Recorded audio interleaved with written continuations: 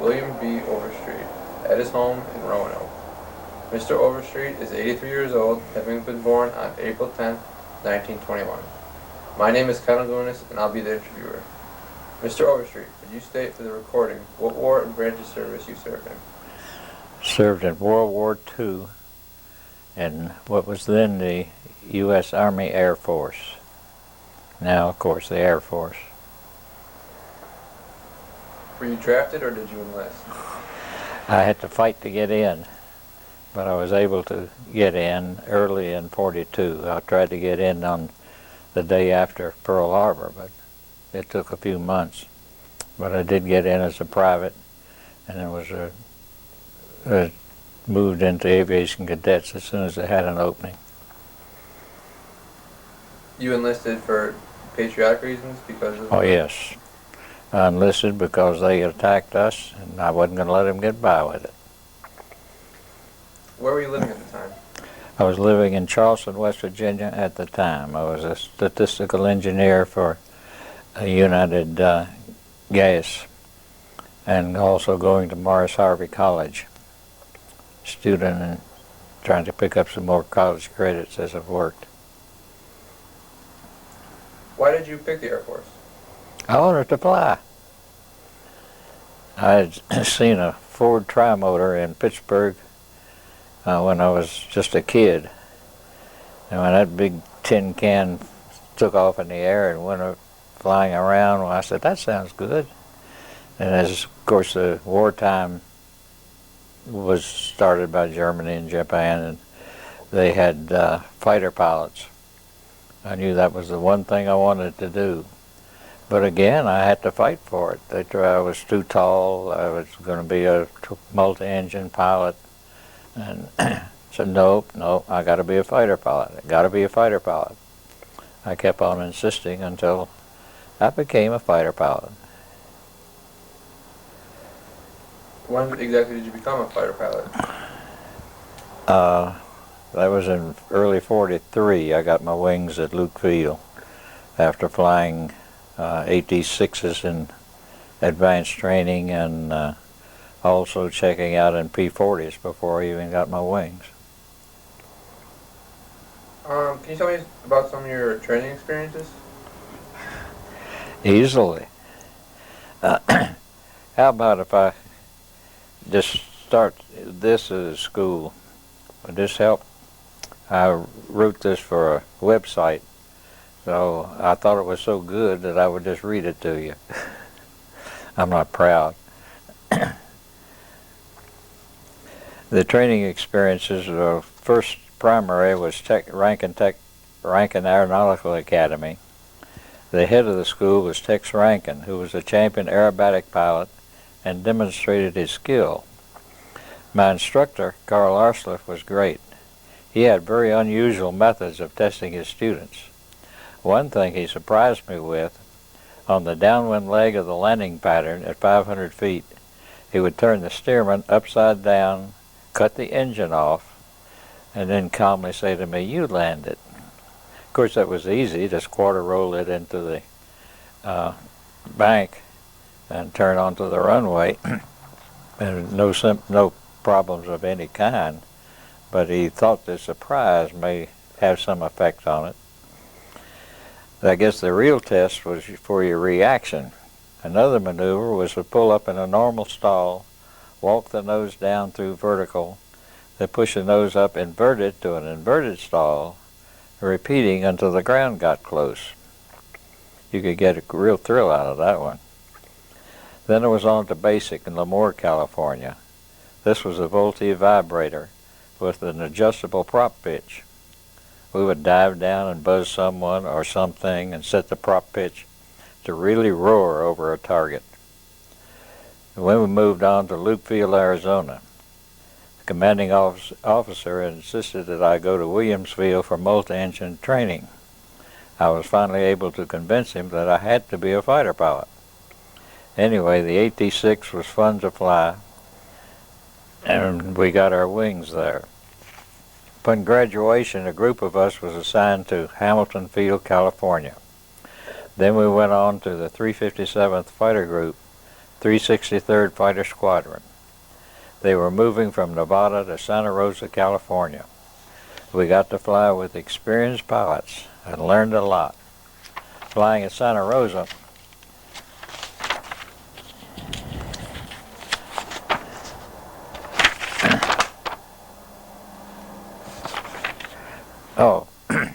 Santa Rosa was great. There was enough moisture in the air to leave streamers from the wingtips in a tight turn. Our goal was to get a flight of 4, come down to the end of the runway, peel up in a tight turn, and land before the first plane streamers had faded.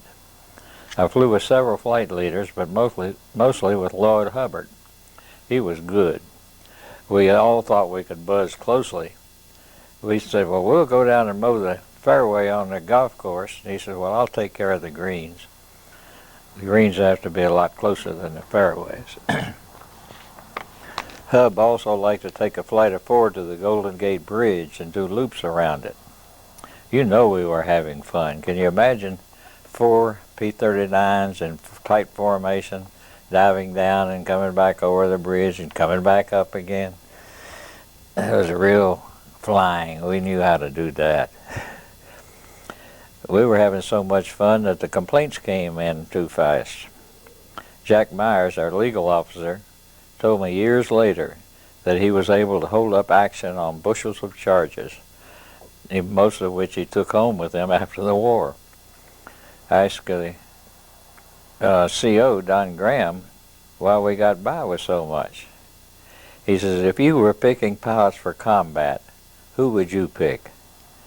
The fellows who flew straight and level or never broke a regulation, or the wild guys that pushed the envelope and tested the limits of the plane and knew exactly what it could do? We were losing too many pilots and planes from the P-39 tumbling and going into flat spins. It happened to me in combat training on June 28, 43. We had been practicing aerobatics. When my plane started tumbling, I could not control it. When I released the doors, they wouldn't come off. Pressure built up outside. I finally got my knee against one door, shoulder against the other to overcome the pressure. When I got out, I pulled the ripcord immediately. When the chute opened with a jerk, I was already standing on the ground right beside the pop among the cannon shells. I still have the ripcord, incidentally, and visited Hamilton Field to thank the parachute packer. I believe I was the first to get out of a tumbling P-39. Another day, 4 of us were practicing aerobatics and formed in a formation to return to base. We saw a P-39 diving on us, so we broke as if to start combat. The P-39 started a snap roll right through where we had been. Later, Ellis Rogers, a nice fellow but a big man, came over to say how sorry he was. He merely intended to join us, but his P-39 had other ideas. He was so big and the P-39 so small, he had to lift his legs to move the stick from side to side. He must have wished for a much larger plane. My father brought my 38 Buick to California for me at this time. I was able to take him for a ride in our AT-6. That was a thrill for both of us. With the car, we were able to visit places like Russian River, Bucks Lake, other points of interest. Soon the squadron moved to Oroville, California. We were still gaining experience flying the P-39, learning all the time. One mistake we made was to have 4 of us meet over the field from north, south, east, and west. We would then split us from to the field, cross below the tower, and pull up and reform. We got a radio message. The visiting general wants the 4 P-39s who buzzed the tower to land immediately. We obeyed, but we certainly chose another base to land on. We didn't feel welcome at our home base then. More paperwork. Our next move was to Casper, Wyoming. I got a short leave to take my car home. Took Dave Kramer to Missouri, Muscles Molday to Ohio on the way. Then I hitched a ride in a B-24 from Washington to Wyoming.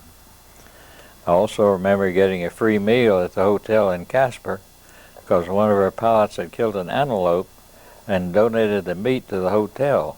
This was during meat rationing. There's certainly shortage, and the hotel was glad to get the supply of meat, so he gave us a free meal for furnishing the big antelope. Another time, I rode with Don Graham to pick up pilots from local night spots and bring them back to the base. We were going to ship out the next day, and we had to collect everybody around. I didn't know it was possible to get that many bodies in a Lincoln coupe. We were declared combat ready and shipped to Camp Shanks, New Jersey, for shipment overseas. Although we were supposed to be confined to base, we did a few things we weren't supposed to, I guess, but they needed us, so we were able to get by with it. We went to a nightclub in New York City. I still have a great picture of a bunch of us at a club. Soon we loaded onto the Queen Elizabeth to cross the Atlantic. I remember Obie O'Brien kicking his B-4 bag up the gangplank. He had suffered a .45 wound in the arm in an accident. He told me later that the RAF decided to ground him and ship him back to the States. Doc Barker, our own flight surgeon, overruled them when Obie promised he'd be able to fly. He did. He became another ace. And we landed in Scotland and went to Raiden in the 9th Air Force. We arrived to a sea of mud and no planes. By then, the P-51s were becoming available, and the 8th Air Force wanted them for long-range escort. So we were traded to the 8th Air Force for a P-47 outfit at Leiston. While at Raiden in all that mud, we were required to dress for dinner. War is hell. After moving to Leiston, there was more paving and less mud. Then we started getting our P-51s. What a great day. I got to fly a P-51 for the first time January 30th, 44. As the inventory of planes increased, it seemed that they hoped to get us at least 10 hours before we got in combat. On February 8th, Lloyd Hubbard, the fellow I'd trained with most in the States, flew with another group for some combat time. Unfortunately, while strafing a German airfield, he was hit and killed. That left Peters, Pascoe, and me to be shifted to other flight leaders. I flew with several until I flew as tail-end Charlie with Bud Anderson. From then on, I always tried to fly with him whenever possible. I thought then, and still do, he was the greatest. His record sure proves it. I named my first plane Southern Belle. However, a few weeks later, there was another pilot flying it. They failed to return. By then, in early March, we were going to Berlin on a regular basis, so I named the rest of my planes Berlin Express. On March 6th, after the first Berlin raid, the 357 showed what our training and teamwork could do. Our combat training and the entire group working together produced tremendous results. Here's a quote from our first citation.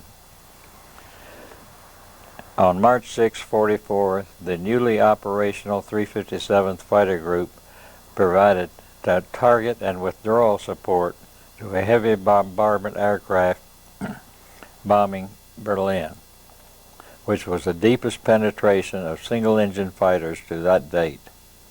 The 33 P-51 aircraft went directly to Berlin, picked up the first formations of big B-17s just before their arrival over the city.